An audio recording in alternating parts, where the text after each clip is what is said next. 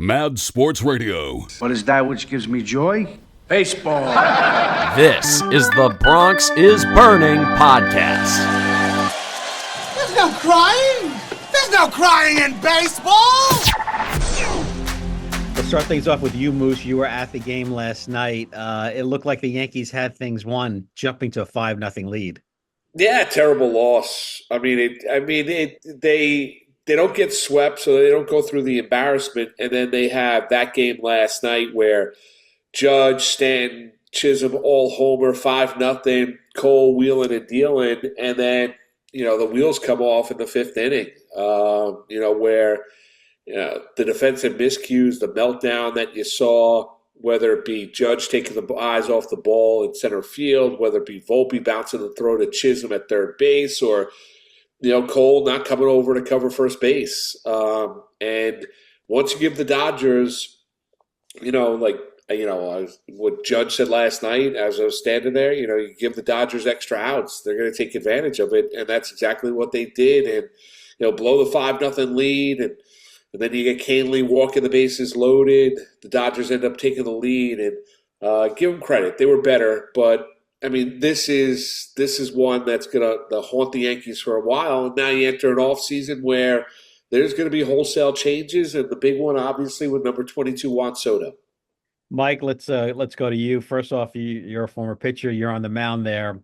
When you see defensive miscues like that, how frustrating is that as a pitcher? Well, unfortunately, Cole, I don't know what he was thinking.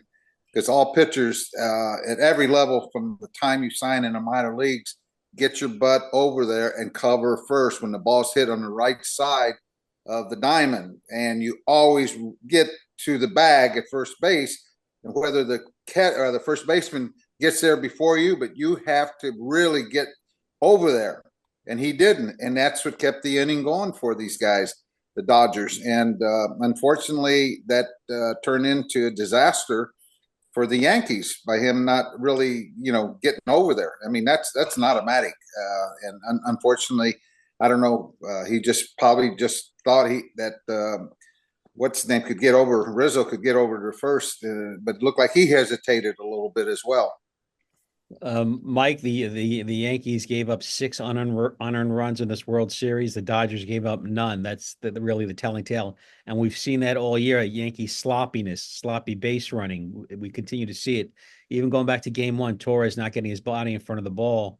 Is that a coaching issue or a player issue on a team? That has to be a player's issue. Coaches can only teach you so much, and you have to take it upon yourself to do your job. There's been a lot of mental mistakes that they've had and done this year.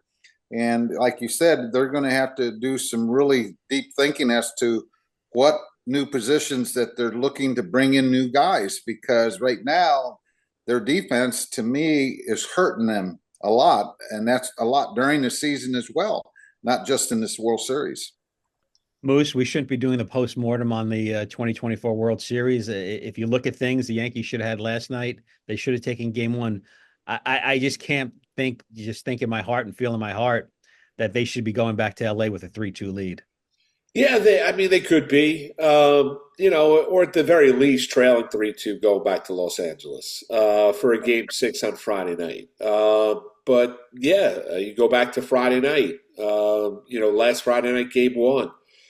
Being 1 out away from taking game 1. Then you get the lifeless, kind of a performance you get in game 2, trickles into game 3, the explosion in game 4, and then you thought that they were really going to make the Dodgers sweat going into game 6 back in Los Angeles this Friday night, and then the wheels come off in that 5th inning. Yeah, tough one. That's why I think you saw Boone as emotional as he is, or as he was last night after the game. There's great uncertainty with this group. Obviously, the team's going to be significantly different. There were limitations to this team, but they were never a good defensive. They were never a great defensive team during the course of the regular season. They got exposed, but it wasn't just. Those were guys that were really good defensive. The first 2 guys, Judge doesn't make errors in center field, and Volpe is a Gold Glove finalist. So, we're not talking about Chisholm making an error at third base or, a brain fart from Gleyber Torres at second base or Soto misplaying a ball in right field. We're not talking about any of that. We're talking about guys that, if the ball is going to be hit to people, you'd like them to be hit to Judge and Volpe. And those two guys, unfortunately, Judge, I don't think I'll ever see him misplay that one again. And Volpe bounced the throw to third. Now, if you have a better third baseman than Jazz Chisholm, does he pick it there? Probably, but I give Kiki Hernandez a lot of credit. Here's where the Dodgers are. They're fundamentally sound. The Yankees are not. Kiki Hernandez made that tough throw. Why? Because he hustled and he ran hard. So he made that a more difficult catch for Jazz Chisholm. But Volpe's got to put, obviously, that throw a lot higher than he did. Mark, we go into the offseason now. A lot of questions you talk about. They're going to need a right fielder if Soto goes. They're going to need a left fielder. You can't go into another year with Verdugo. They can't re-sign Gleyber. So do you move Chisholm to second base? Then you need a third baseman. You got to replace Rizzo. Is Austin Wells the answer? In your estimation, and you've been covering this, you've been here as long as Brian Cashman's been in the city. Does he have the right to rebuild this team right now? Yeah, I don't think there's going to be changes, Mike. No. I think Boone's coming back to a man. Every player in that clubhouse last night talked about how much, they love playing for Aaron Boone. So you had reports that expectation is he'll be back in 2025. I don't think Cashman's going anywhere, but you're right. I think they'll look. Wells, I think, is the catcher. Damergis is going to have a role on this team next year. Rizzo, there's a team option. I don't think they're bringing Rizzo back. If they decide not to bring Gleyber Torres back, I think they'll move Jazz Chisholm over to second base and add a third baseman. But the big one's going to be Soto. And here's the one thing. Now, he hits free agency come November 2nd. That's right around the corner. So, he made no bones about it. I don't think the emotion, the draw of the Yankees is coming into play. I think he believes that he's good enough to wherever he goes, they're gonna win baseball games. They're gonna be a really good team. Talked about how he loved being a Yankee this year.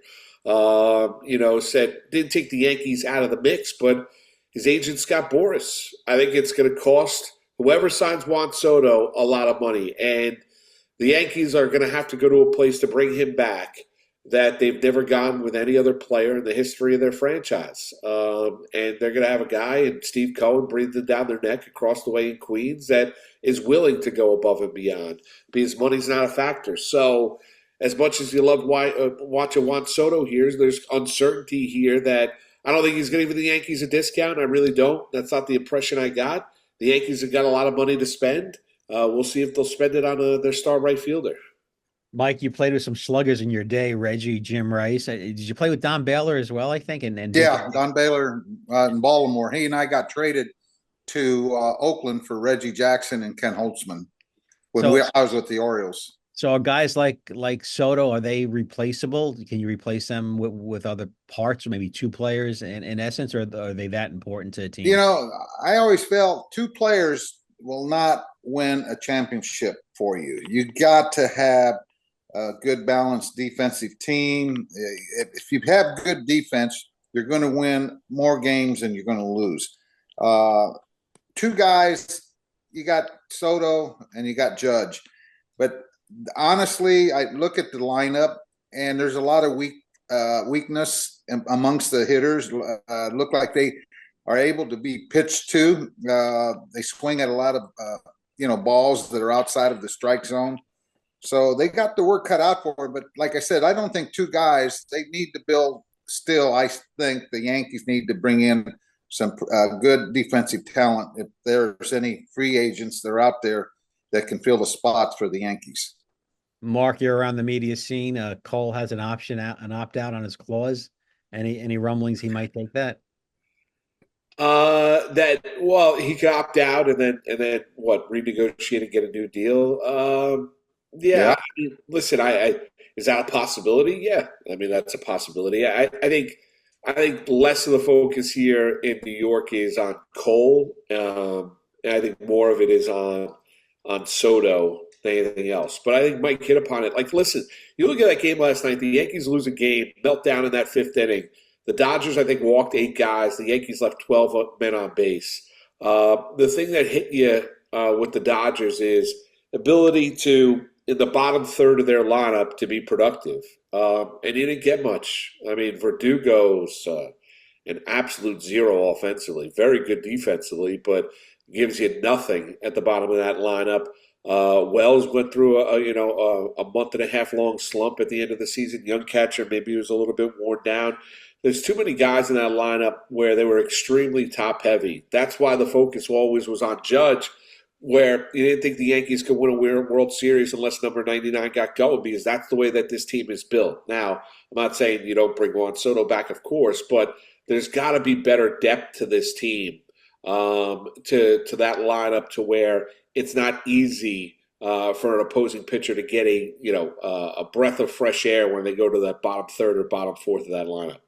Exactly. Yeah, I agree. Mike, the season was on the line yesterday. The Yankees had their ace in 77. You were the guy for the Yankees throwing 2 complete games in the World Series against the Dodgers. In your estimation, should Cole have told Boone to get his butt back to the bench and let him finish out the inning and try and finish out the game? I would have left him in there because you know what? I mean, who do you want? Do you want a Cole who's a little bit tired? Or do you want a bullpen that comes in that you're not so sure that they're going to do the job?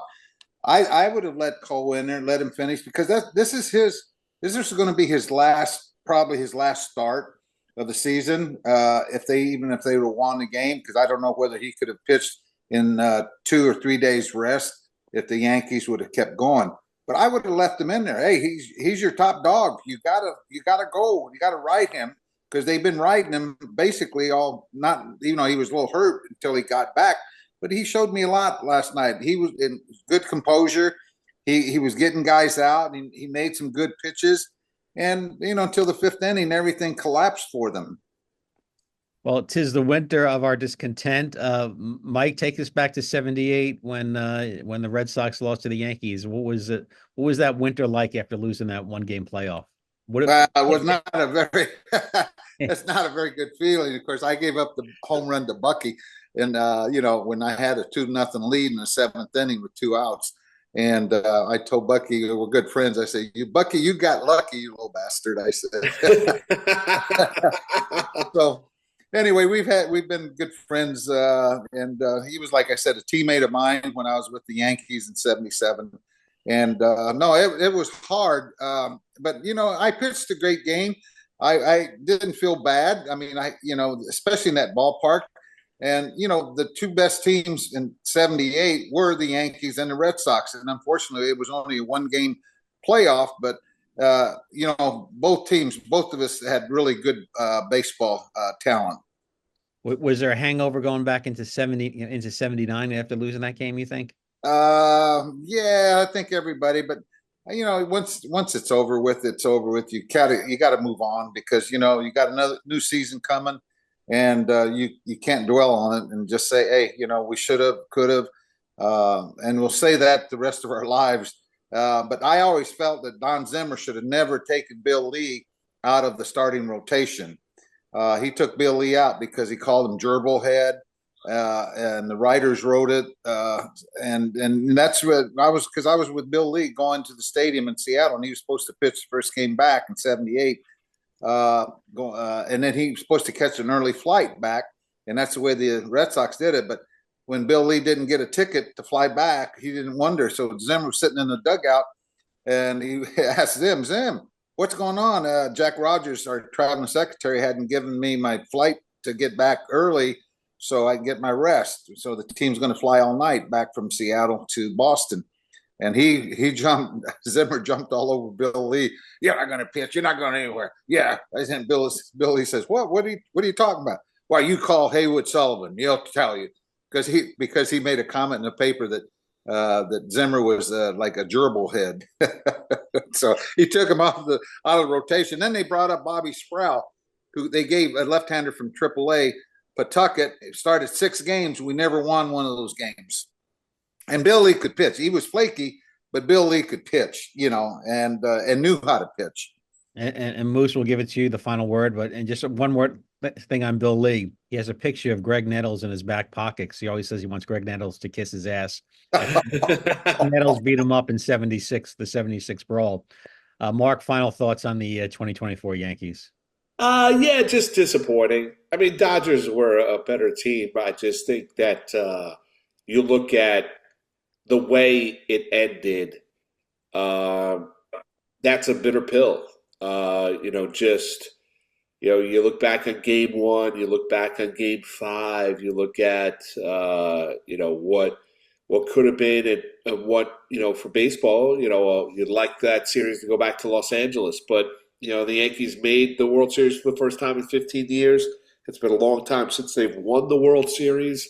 And now you enter an off season, excuse me, for Brian Cashman and company that is going to be absolutely fascinating to figure out exactly what they decide to do, especially when you have a free agent like Juan Soto. But I think it's disappointing. And I think last night was an embarrassing and tough way to go out. Well, we'll see what 2025 brings. For the Bronx is Burning podcast, the final episode of the season, for Marc Malusis and Mike Torrez, I'm Mike Damergis.